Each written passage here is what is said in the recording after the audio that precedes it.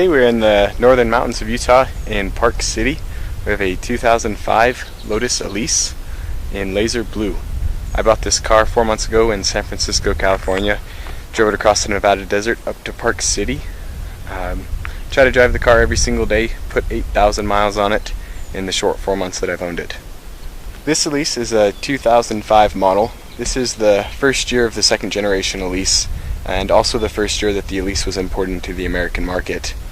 The original Elise was produced only for the European market, didn't quite meet the United States safety regulations. So in 2005, Lotus Cars chose to make some changes. They added a driver and passenger airbag, updated the styling a bit, and then imported the Lotus into the United States in 2005. The Elise has been by far the most successful Lotus of all time. Very, very successful car in the United States. Unfortunately, the Elise is not imported into the United States anymore. Current safety regulations have changed over the last 7 years, and it's just not feasible to produce a car like this anymore. Colin Chapman, the original founder of Lotus, had the philosophy that less is more, and the Lotus Elise exemplifies that philosophy. The Lotus Elise only weighs 1,900 pounds, has a mid-engine, 1.8 liter 4-cylinder. The engine block is actually supplied by Toyota. It's a Toyota 2ZZ engine that's in the Toyota Celica. This engine produces 179 horsepower, which doesn't sound like too much in modern day standards, especially when you compare it to the other exotic cars in the market.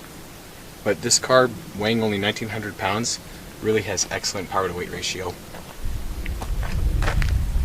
This is the storage compartment for the Lotus Elise. As you can see, it's very, very small. You can fit maybe a duffel bag or two. I have the factory soft top here for days that I don't have the hard top on the car. Really nice design on the soft top, really easy to put on the car. Probably takes about a minute if I was to get caught in a rainstorm. This Elise is a 2005. One way to distinguish that is that 2006 and newer Elises had LED taillights. This Elise is also fitted with an aftermarket Larney exhaust. It sounds absolutely incredible at high RPMs, especially when you're going through a tunnel. Elise has a really, really nice designed rear diffuser. This diffuser probably provides about twice as much downforce as any of the modern day spoilers. This Elise is also fitted with the factory sport package, which includes these really nice forged alloy wheels. The Elise has nice Brembo brake setup with vented discs. Excellent braking capabilities on this car. Obviously, weighing 1,900 pounds, it doesn't take too much to stop it. Nevertheless, it still does a great job. Headed towards the front of the car, have this big air dam that funnels air up through the radiator. Radiator sits right here. It's horizontally mounted.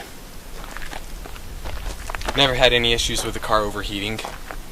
In the summer in Utah, it's typically about 100 degrees. Yet I'm still able to drive the car every day with no issues.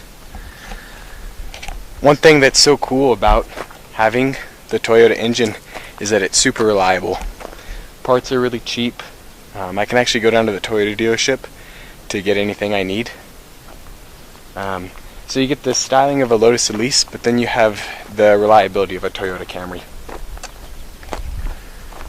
One of the unique characteristics of the Lotus Elise is the ability to get in and out of it. It has a very, very low roofline. The car is only 38 inches high. Opening up the door has a very high and deep door sill that makes it a little undignified getting in and out of. A lot easier getting in and just let gravity do all the work and sort of fall in. Once you're inside, it's actually quite comfortable. As you can see, very, very simple interior. Doesn't have a bunch of unneeded features. It does have a radio and CD player, as well as air conditioning and heat. This car has the factory touring package, which does include power windows. As you can see, I can easily touch the control for the power windows. Gives you an idea of how small this cabin is. Seats on this car are pretty thin. In 2006 they did upgrade the seats. I haven't sat in them yet, but I hear that they are significantly more comfortable. These seats are really nice in the fact that you don't slide around at all. The door sill helps in that. But when you're driving fast around the corner, there's nothing worse than sliding around in a seat. The Elise has a 6-speed manual transmission. Getting a look at the pedal setup. Really nice setup, really easy for the heel toe maneuver.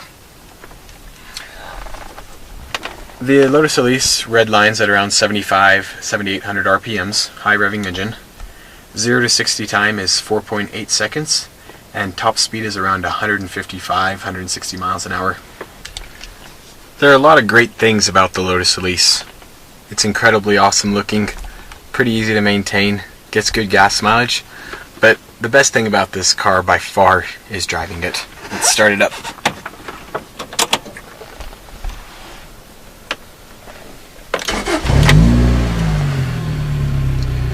This car has an aftermarket Larani exhaust that really sounds nice.